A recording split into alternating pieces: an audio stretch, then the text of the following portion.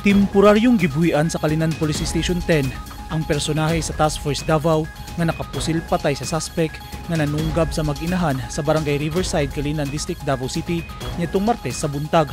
Sumala sa Davao City Police, padayon pa ang investigasyon sa kaso. Napusilan patay sa personahe sa TF Davao ang suspect nga si Eljon Cahiles, 43 anyos, residente sa Purok 2, Barangay Riverside. Responsable si Cahiles sa pagpanunggab sa mag-inahan nga sila Marian o Gigrian Boy Salarde.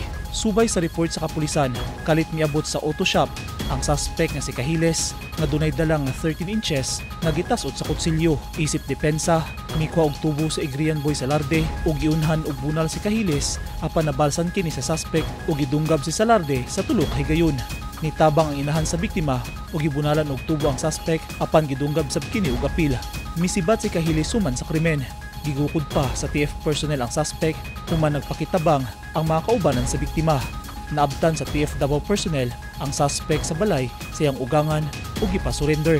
Apan nagmagahi ug sumala sa kapulisan, giaksyonan og dunggab sa suspect ang sundalo hinungdan nga gipusil kini gamit ang rifle.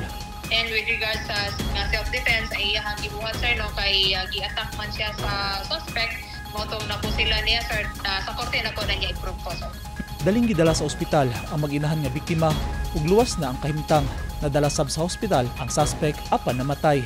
Ang duha ka mga biktima sir no nga gidunggab sa suspect sir nga namatay, stable na ang condition sir no pero napagyapon sila sa hospital karon sir and under observation pa ang duha katong inahan ug ang anak. Posibleng mapasakahan og kasong homicide ang sundalo. Ang kaso sir sa Task Force Davao nga nakapusil sa suspect sir no nga namatay is ongoing investigation ana sir and waiting sa pamilya sir no sa suspect nga pang-operate o motabang o hatag o mga dokumento para ma-file na ang kaso sa Office of the City Prosecutor. Sumala sa Davao City Police ugat hinungdan sa pagpanunggab ang personal nga bangi nila Boy Salarde ug Cahiles. Eugene Hinutan, Newsline Philippines. Stay safe.